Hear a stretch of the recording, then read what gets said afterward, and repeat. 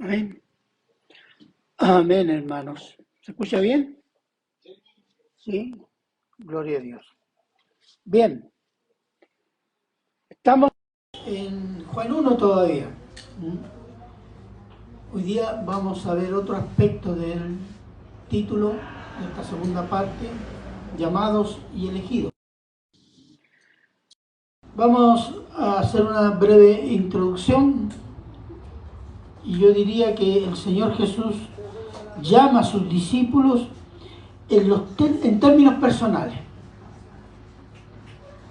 El Señor Jesús nos llama a toda la nación, a toda la familia, llama uno a uno.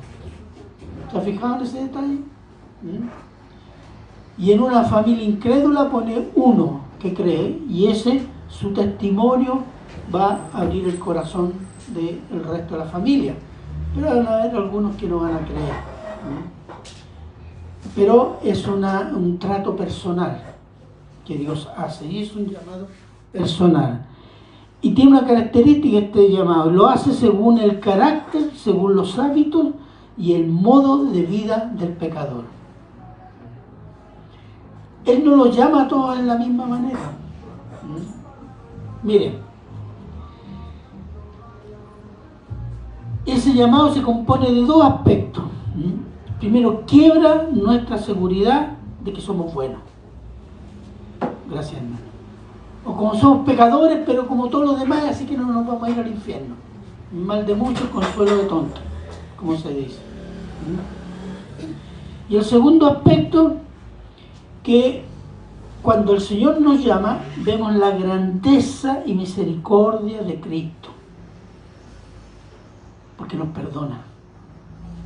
Lo que nosotros consideramos imposible de perdonar, pero Cristo nos perdona. Ahora, estos dos aspectos son al unísono. Yo no puedo decir primero uno, después el otro. No, eso es muy personal. Entonces, por ejemplo, el apóstol Pedro, el Señor Jesús lo llama, ¿cómo lo llamó? Con una pesca milagrosa. ¿Cuál era el oficio del apóstol Pedro? Pescador. Pescador. Miren, voy a leerle Lucas 5, 4 y 5. Cuando terminó de hablar, el Señor Jesús dijo a Simón: Simón es Pedro, boga mar adentro y echad vuestras redes para pescar. Y respondió Simón y le dijo: Maestro, toda la noche hemos estado trabajando y nada hemos pescado, mas en tu palabra echaré la red. Porque ¿qué sucede, hermano? Sucede que los pescadores van de noche, porque de noche los peces salen más a flote del agua, sobre la marea, etc. En el día no, y en el día los peces se van más a fondo. Es muy difícil pescar de día. Y ya era la mañana, no habían pescado absolutamente nada. Versículo 6. Y habiéndolo hecho, encerraron gran cantidad de peces y su red se rompía. Sorpresa. Pescaron así, pero en grandes cantidades. Versículo 8 al 11 dice: viendo esto, Simón Pedro cayó de rodillas ante Jesús diciendo: apártate de mí, Señor, porque soy hombre pecador. Porque por la pesca que había, el temor se había apoderado de él y de todos los que estaban con él. ¿Por qué les dio miedo? Porque imagínense pescar de día esa cantidad de peces. Esto lo puede hacer. ¿Quién lo puede hacer? Dios. Y dijeron: estamos delante de Dios. Aléjate, Señor, yo soy pecador, voy a morir. Y hay algunos que ven al Señor y ven a Dios afeitándose en la mañana y conversan de negocio. Ese es un falso. Pero mire, lo que le dice el Señor después. Y asimismo Jacob y Juan, hijos de Zebedeo, que eran compañeros de Simón. Es decir, todos ellos vieron este milagro. ¿Y qué dice? Pero Jesús dijo a Simón: no temas, desde ahora serás pescador de hombres. Es decir, este hecho lo llevó a reconocer a Pedro y a los que estaban con él que este predicador es el Hijo de Dios prometido, porque solo uno que viene de Dios puede hacer eso, el milagro. Entonces lo llamó de ese modo. De ese modo el Señor Jesús llamó a Pedro para que entendiera que el Señor Jesús era Dios y el Mesías. Lo mismo el apóstol Pablo, el cual era un fariseo dogmático, perseguidor de cristianos. ¿Quién podría haberse acercado a predicar el evangelio al apóstol Pedro?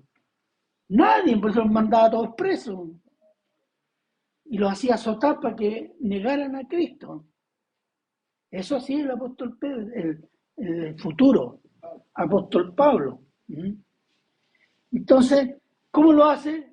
El Señor Jesús en persona derriba el orgullo, los dogmas y la superioridad religiosa de Saulo, derribándolo al suelo, humillándolo, y le habló. Veamos hechos. Esto es importante porque fíjense que, ¿qué le dice? Capítulo 9, del 4 al 6, le dice: y cayendo en tierra oyó una voz que le decía: Saulo, Saulo, ¿por qué me persigues? Ya ha sido tremendo para él. Y dijo: ¿quién eres, Señor? Y le dijo: yo soy Jesús, a quien tú persigues. Dura cosa te dan cosas contra el aguijón.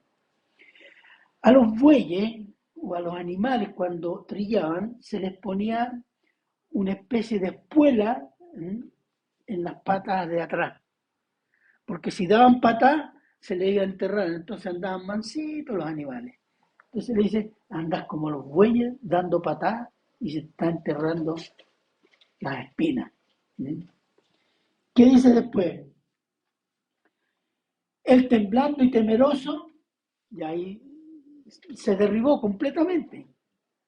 No era el fariseo orgulloso, soberbio, superior, religioso. Temblando y temeroso dijo: Señor, ¿qué quieres que yo haga? ¿Hay pregunta más humilde que eso?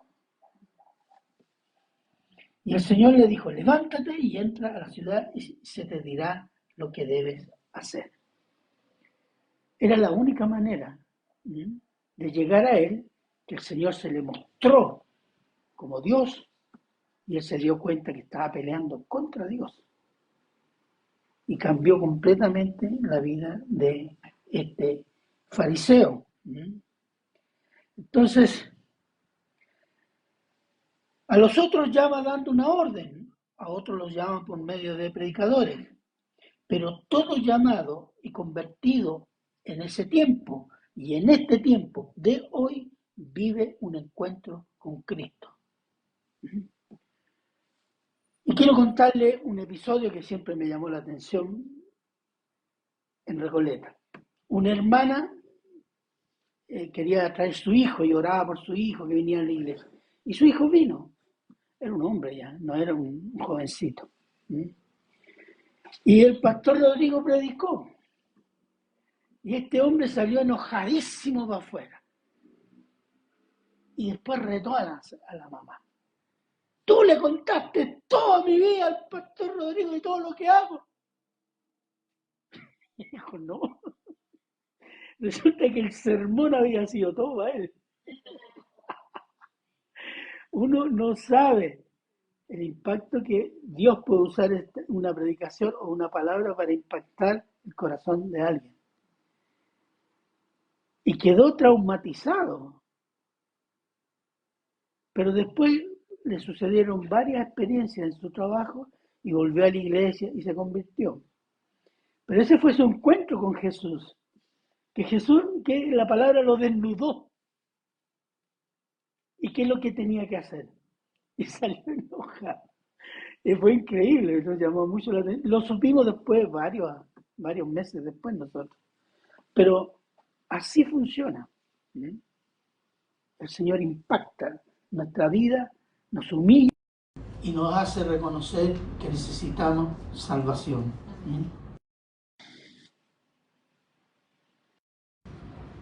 Entonces, en cada conversión el Señor marca la vida. Yo todavía me recuerdo el momento en que yo reconocí y fue con un velo así que se me corrió y dije, Jesús es Dios, dije, Jesús es Dios, ahí está. Lo tenía al lado y no sabía. Título, llamados elegidos, ya dijimos, Juan 1 del 43 al 51. Vamos a orar. Padre bueno, eterno y misericordioso Señor, damos las gracias, Señor, por este Evangelio, Señor, que nos habla a nuestra vida y poniendo al Señor Jesús como el Dios hecho hombre. Bendiga nuestros corazones, Señor. No tropiezo en ninguno de nosotros y los que van a oír este sermón, y que sea para la gloria de su nombre. Gracias, Padre. Se lo agradecemos en Cristo Jesús. Amén. Del 43 al 44. Vamos a ver. Ahí tenemos un llamado autoritario, ¿o no? Miren lo que dice.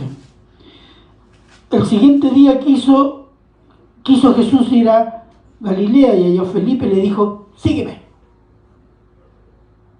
Miren, y Felipe era de Betsaida, la ciudad de Andrés y Pedro. Fíjense que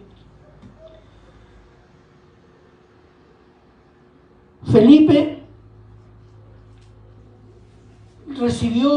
no habla de un encuentro con el Señor Jesús, no. No habla de que Pedro le predicó y le dijo, mira, aquí está el que esperamos, tampoco. El registro dice, Jesús en Galilea fue, lo vio y le dijo, sígueme. Ahora, ¿quién era Felipe? Felipe era un judío. Felipe fue parte de los 12 apóstoles. Y fue el único que hizo una petición al Señor Jesús. ¿Se acuerdan? Veamos Juan 14, 8, 9.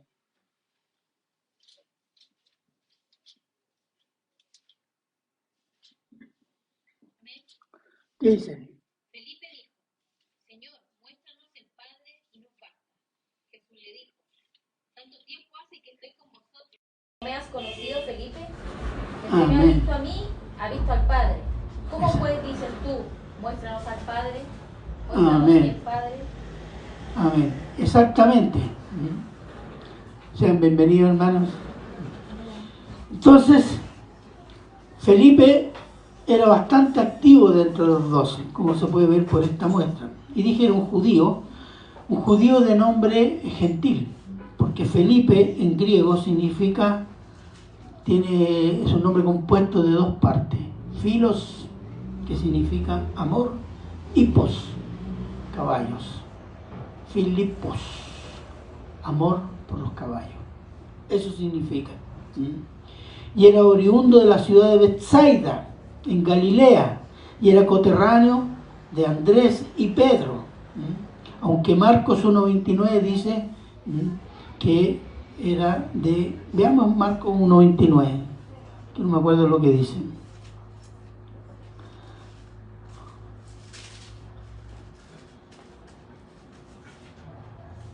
Marcos 1.29. Sí. Dice, al salir de la sinagoga vinieron a casa de Simón y Andrés con Jacobo y Juan. Vinieron a casa de Simón. ¿Dónde vivía Simón? Según el capítulo, en Galilea. En Galilea.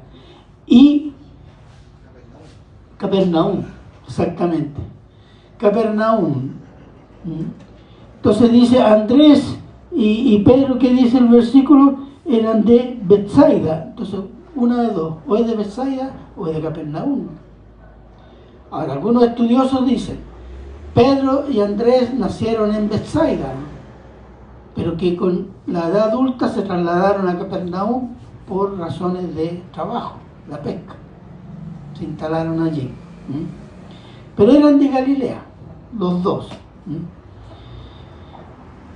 Es muy posible que Felipe conociera a los hermanos Andrés y Pedro. Y el Señor Jesús le dijo, sígueme. No hay registro, no hay nada más.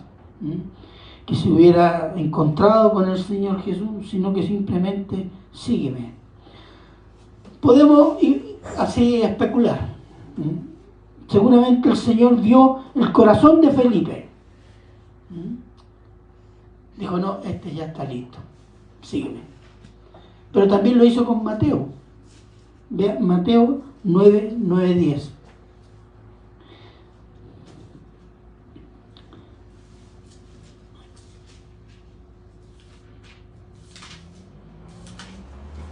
Mateo 9, 9, 10.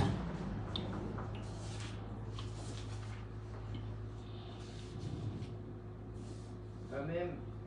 ¿Qué dice? Y pasando Jesús de allí, vio a un hombre que estaba sentado al banco de los públicos tributos, el cual se llamaba Mateo, y dícele, sígueme, y se levantó y le siguió. Y aconteció que estando él sentado a la mesa en casa, he aquí que muchos publicanos y pecadores que habían venido se sentaron juntamente a la mesa con Jesús y sus discípulos. Fíjese, ese otro personaje no le dijo, no hay registro de una conversación, no hay registro de que alguien le haya predicado a Mateo, que en ese tiempo se llama Leví, que era un recaudador de impuestos, era un publicano, muy odiado en Israel. Pero ¿qué hizo este hombre? Se paró y lo siguió. Después invitó a todos los pecadores que trabajaban con él, de la misma categoría, ¿para qué? Para presentarle a Jesús. Entonces, ¿cuál es la característica, sea de Felipe que de Mateo? Obedecieron inmediatamente. No cuestionaron nada. No dijeron, tengo que pensarlo. Nada. Se pararon y siguieron. Versículos 45, 46. Veamos. Felipe halló a Natanael y le dijo, hemos hallado a aquel de quien escribió Moisés en la ley, así como los profetas, a Jesús, hijo de José de Nazaret. Natanael dijo, ¿de Nazaret puede salir algo bueno? Le dijo Felipe, ven y ve. Aquí podríamos decir predicación y prejuicios. Felipe predicó a Natanael. Fíjese, Felipe se convirtió. ¿Y qué hace? Le predica a Natanael. Se fija cómo se va articulando. El que se convierte le predica a otro. Le predica a Natanael diciendo, hemos hallado a aquel de quien escribió Moisés y la ley, así los profetas, a Jesús, el hijo de José de Nazaret. No dijo el Hijo de Dios. Natanael era de Caná de Galilea, también de Galilea. Natanael también fue uno de los 12 apóstoles de Cristo y se cambió su nombre por Bartolomé. Si ven la lista, no aparece Natanael. Natanael se cambió el nombre y fue Bartolomé, que significa hijo de Ptolomeo. Acuérdense que se ríe, que los judíos cuando dicen hijo de Bar o Ben, entonces dice hijo de Ptolomeo. Aquí hay que notar algo, siempre los primeros convertidos de Jesús, porque está iniciando el ministerio, se dedican a predicar a familiares y conocidos. Es como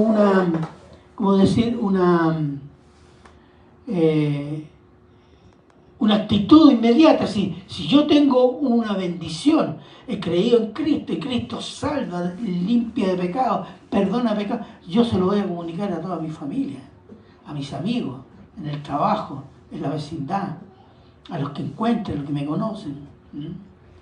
¿Por qué? Porque es una buena noticia. Esa es la buena noticia. Pero no todos creen, si ese es el problema. Porque a veces uno anda así, ayer, ay, el Señor, mira, y le dice, no, córrete.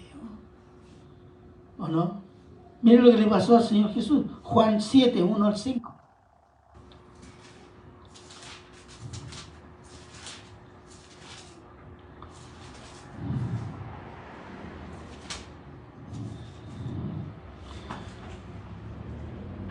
Juan 7, 1 al 5, ¿qué dice? Amén. Después de estas cosas andaba Jesús en Galilea, pues no quería andar en Judea porque los judíos procuraban matarle. Estaba cerca la fiesta de los judíos, lo de los tabernáculos, y le dijeron sus hermanos: sal de aquí y vete a Judea para que también tus discípulos vean las obras que haces. Porque ninguno que procura darse a conocer hace algo en secreto. Si estas cosas haces, manifiéstate al mundo, porque ni aún sus hermanos creían en él. Ese es el problema. Los hermanos que le dijeron: ¿por qué no vaya allá? Como decir, ¿por qué no vaya al centro de Santiago y haces unos milagros? Porque soy tan milagroso. Es como un desafío, porque no están creyendo. Y esa era la familia, los hermanos del Señor Jesús. 2 de ellos después creyeron y escribieron algo en la Biblia, o lo que se formó como Biblia después. Miren, ¿y qué es lo que hizo Mateo? Comunicó la nueva noticia a sus colegas de trabajo. Y esto pone a cada cristiano en la posición de predicar a su entorno familiar, vecinal y laboral.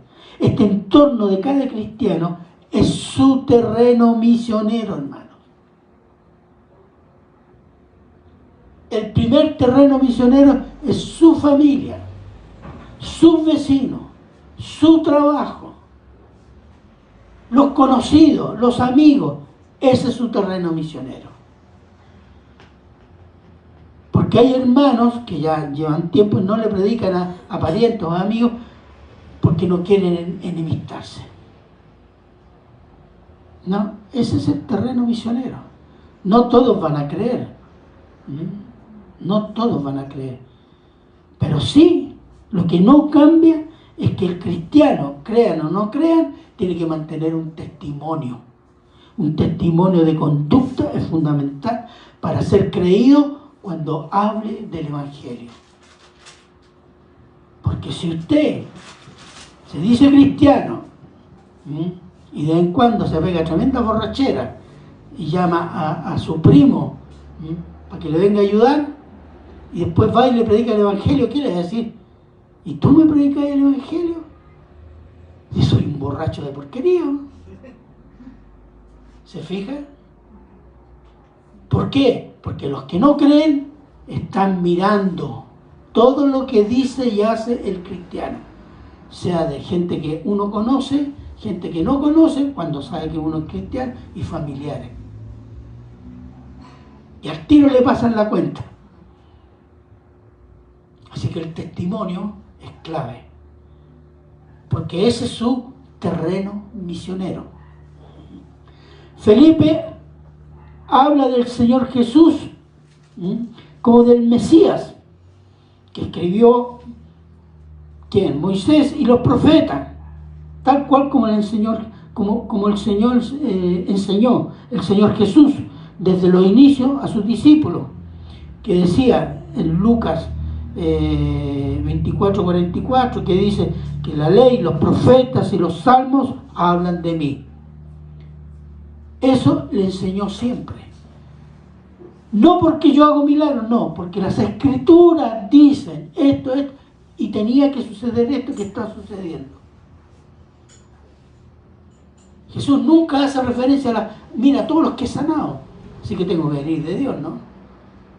No. Él le enseñó a reconocerlo, ¿por qué? Por las escrituras. Lo que está sucediendo estaba en las escrituras. Y ese debe ser el parámetro. No deben ser las acciones, los milagros, la buena conducta, ¿no? Las escrituras. Pero Felipe le agrega: hijo de José de Nazaret. Y ahí está el problema. Podríamos entender que José y María eran una familia conocida y que Jesús no era conocido como el Mesías. Mira lo que dice Mateo 13, 53 al 56.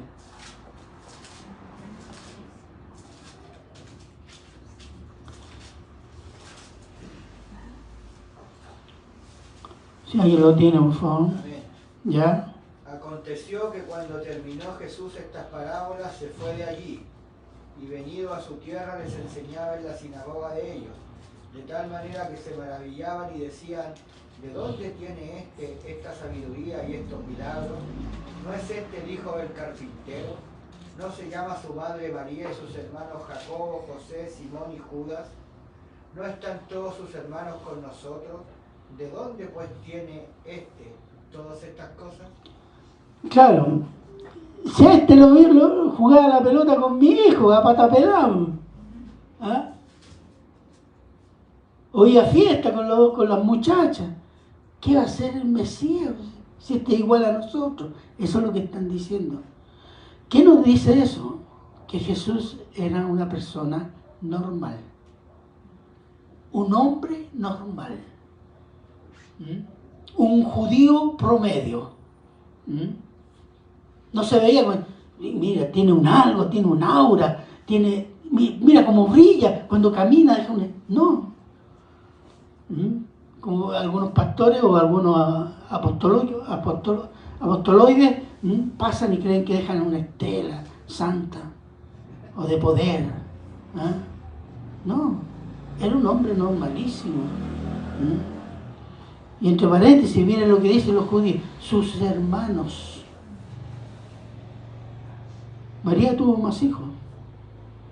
No es como dicen los católicos, que dice esa palabra hermanos, que son parientes, son primos. No. Eran hijos de María. Y además era de Nazaret. Es como decir, era de La Pintana, del castillo de La Pintana. ¿Cómo va a venir algo de ahí? De la Parinacota, por favor. ¿Ah? Y eso es lo que está diciendo. Mire,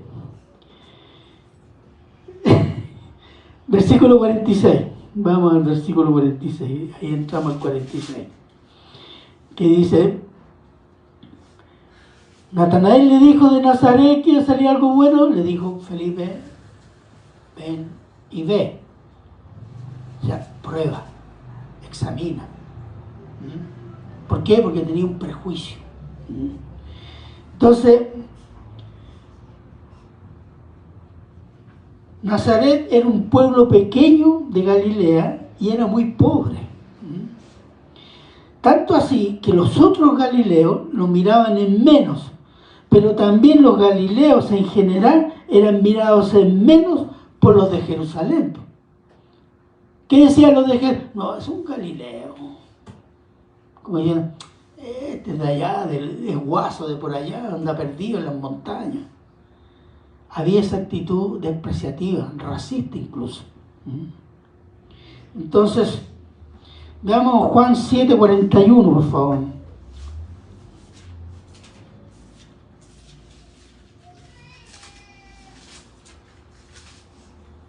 Amén. Otros decían, este es el Cristo, pero algunos decían, ¿de Galilea debe venir el Cristo? Y se fija, ¿de Galilea va a venir? ¿Cómo se le ocurre?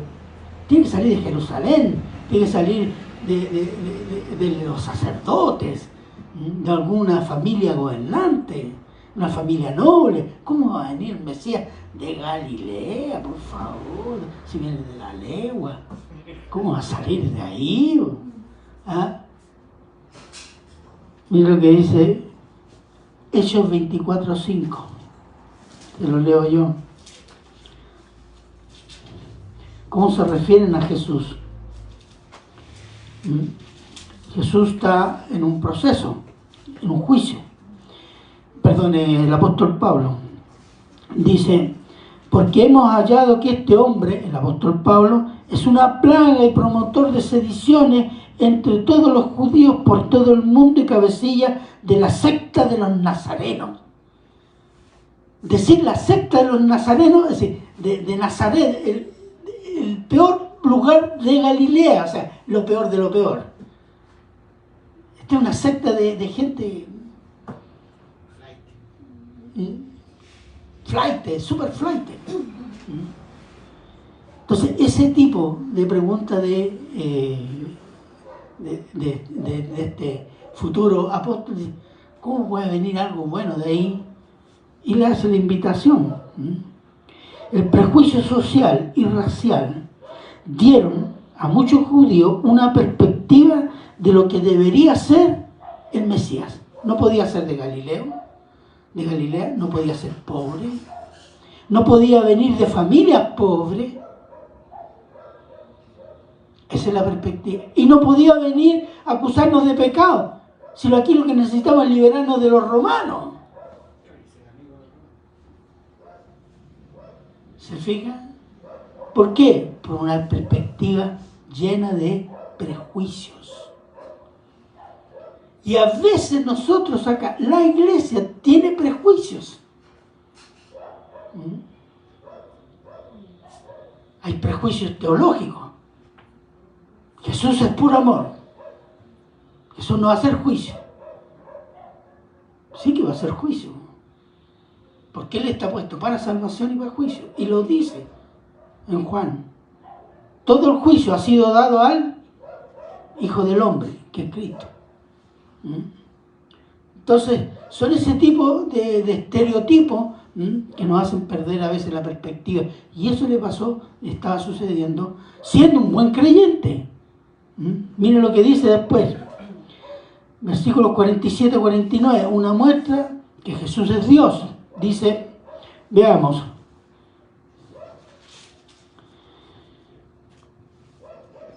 Cuando Jesús vio a Natanael que se le acercaba, dijo de él: he aquí un verdadero israelita de quien no hay engaño.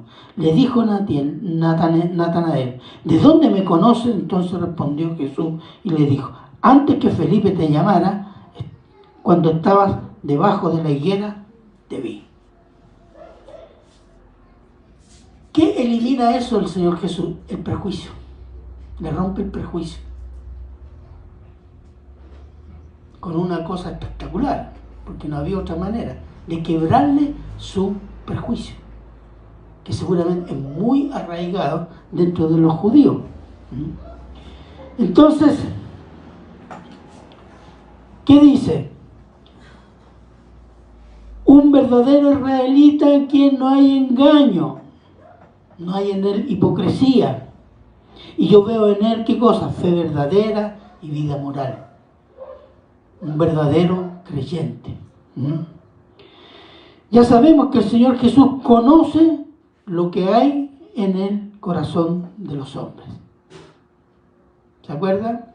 Cuando Samuel fue enviado por el Jehová Dios a la casa de Isaí y dijo: de allí tomaré rey que esté de acuerdo con mi corazón. Y presentaron al hijo mayor, alto, fornido. No es este. Y pasaron todos los hijos. Y le preguntó: ¿hay alguien más? Sí, este es el cabro chico, ese que cuida la oveja. 14 años tenía David. Llámelo, porque no nos vamos a sentar a comer hasta que esto se resuelva. Y cuando aparece, Dios le dice a Samuel: este es, úngelo.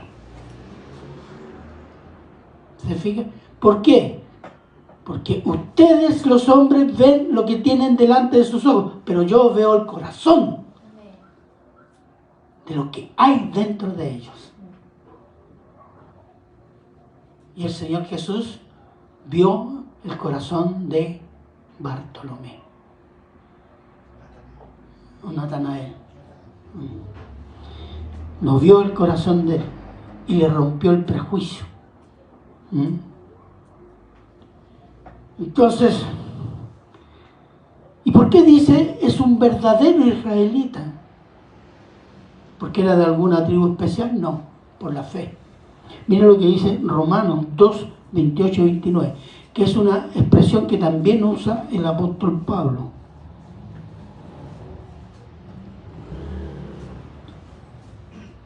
Pues no es judío el que lo es exteriormente, ni es la circuncisión la que se hace exteriormente en la carne, sino que es judío el que lo es en lo interior, y la circuncisión es la del corazón, en espíritu, no en letra, la alabanza del cual no viene de los hombres, sino de Dios. Eso fue lo que vio el Señor Jesús. vio el corazón, dijo, este es un verdadero israelita. ¿Por qué? Es un creyente genuino, que es lo que esperaba Dios de todo Israel. Después, Bartolomé recibió alabanza del Señor Jesús por creer verdaderamente en Dios. Para Dios, los verdaderos judíos son creyentes.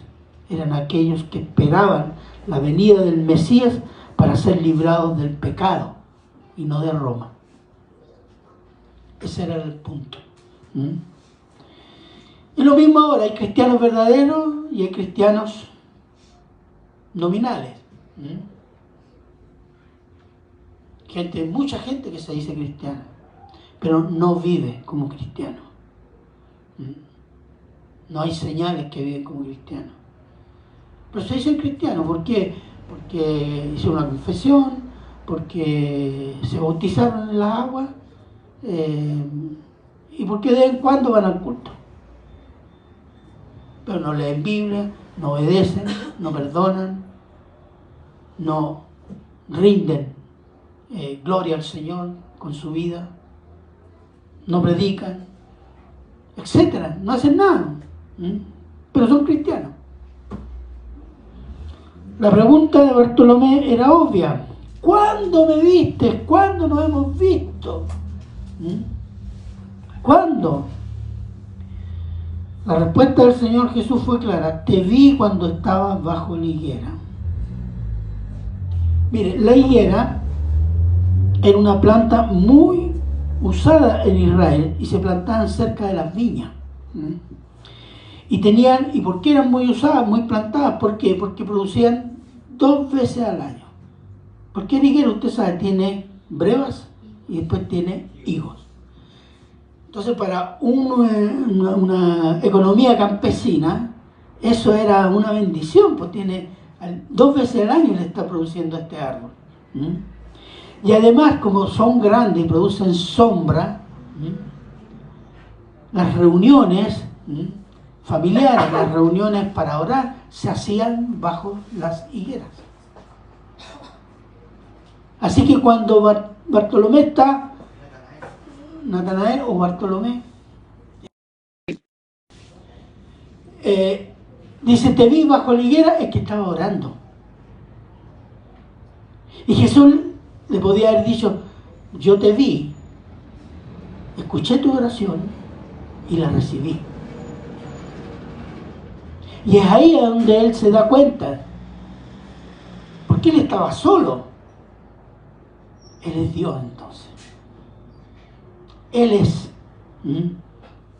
Mira lo que dice acá. Respondió Natanael y le dijo, Rabí, tú eres el Hijo de Dios, tú eres el Rey de Israel. ¿Por qué? Porque se dio cuenta de que eso lo puede ver y hacer solo Dios. Y lo exaltó y inmediatamente. Tú eres el Hijo de Dios, tú eres el Rey de Israel. Entender en la mente y el corazón que el Señor Jesús es el Hijo de Dios, hecho hombre y Rey de Israel y Rey de la creación, es el fundamento de la fe cristiana. Si no cree, no confía y no se somete a Cristo como Dios hecho hombre, Señor y único Salvador, sin agregarle nada ni quitarle nada, entonces, si no reconoce eso, no es cristiano. Es un cristiano de nombre, un religioso idólatra, tal vez de la prosperidad, un cristiano que promueve las necesidades del ser humano. Ese cristianismo no salva a nadie. El cristianismo centrado en las necesidades del hombre es herejía cristianizada. Porque el cristianismo es un culto a Dios por medio de Cristo. La palabra de Cristo, obedecer la palabra, vivir según Cristo, para honrar y glorificar al Padre. No la exaltación del hombre. el último versículo, que le dice: y te digo, de cierto digo que de aquí en adelante veréis el cielo abierto y a los ángeles de Dios que suben y descienden sobre el Hijo del Hombre. Aquí hay dos profecías. Miren, el Hijo del Hombre. Ese es un término que fue el que más usó el Señor Jesús. Se puede ver en los evangelios. Cuando dice Hijo del Hombre, ¿qué significa? Es un término escatológico, es decir, de los eventos finales. Daniel. Veamos Daniel 7, 13, 14. Y se refiere a la visión profética que tuvo Daniel.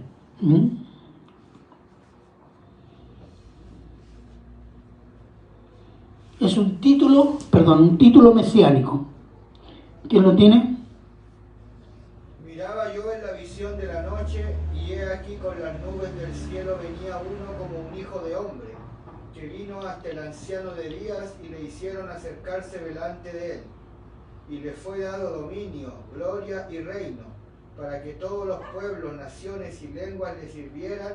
Su dominio es dominio eterno que nunca pasará, y su reino uno que no será destruido. Amén. 400 años antes de la venida del Señor Jesús, Daniel tiene una visión profética que se tiene que cumplir. Que el Señor Jesús va a tomar posesión de la tierra y gobernarla y enjuiciarla. Y declararse como la escala o la escalera del cielo es el cumplimiento de otra visión. La podemos ver en Génesis 28, 12, 13.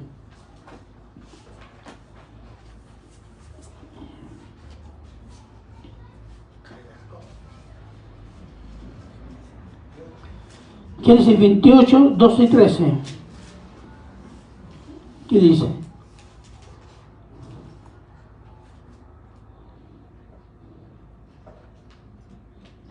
Amén, ya. Y soñó, y he aquí una escalera que estaba apoyada en tierra, y su extremo tocaba en el cielo, y he aquí ángeles de Dios que subían y descendían por ella. Y he aquí Jehová estaba en lo alto de ella, el cual dijo: yo soy Jehová, el Dios de Abraham, tu padre, y el Dios de Isaac. La tierra en que estás acostado te la daré a ti y a tu descendencia.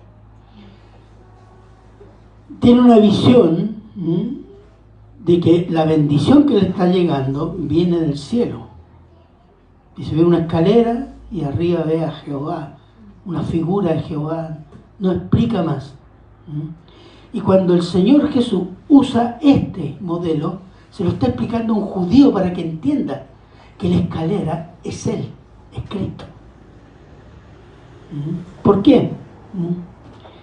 Porque por Cristo nos llegan todas las bendiciones de salvación para vida eterna. Y por Cristo nosotros podemos llegar al Padre.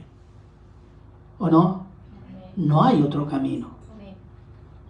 No hay otro, como dijo el apóstol Pedro, no hay otro que se nos haya dado el cielo para ser salvos. La salvación y la revelación y toda bendición de Dios nos viene solo de Cristo. Y nosotros, para llegar al Padre en oración y para la vida eterna, vamos por medio de Cristo. No es Cristo y algo más. Ese algo más que se le puede agregar a Cristo es inspiración del malo, instigando el orgullo humano. En Juan 14, 6 dice: yo soy camino y la verdad y la vida. Es una afirmación categórica. ¿Qué nos dice? Es una afirmación categórica de la exclusividad del Señor Jesús. No hay otro que salve. No es Buda, no es Mahoma. No es nada de eso.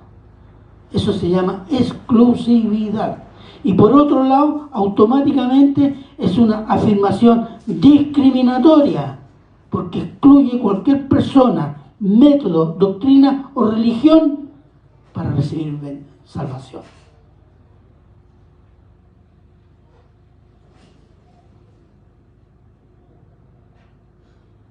En el vocabulario actual podríamos decir que el Señor Jesús es exclusivo y no es inclusivo. ¿Por qué? Él salva a los que creen. No salva a todo el mundo. ¿Discrimina? Sí, discrimina. Y los que creen son llamados y elegidos. Somos elegidos y llamados para la gloria de Dios. Amén. Amén. Oremos. Padre bueno, eterno y misericordioso Señor, damos gracias, Señor, por su palabra, Señor, y por este ministerio que viene descrito en Juan con tanta claridad, Señor, para nuestros corazones. Somos hijos de Dios porque usted nos llamó un día y tocó nuestros corazones, y el Espíritu Santo nos mostró a Jesús como único Señor y Salvador. Gracias, Señor, por esa obra. Bendiga nuestras vidas, Señor, que puedan ser de honra y de mucha gloria para su santo nombre. Gracias, Padre. Bendiga a cada uno de los presentes y se lo agradecemos siempre en Cristo Jesús. Amén.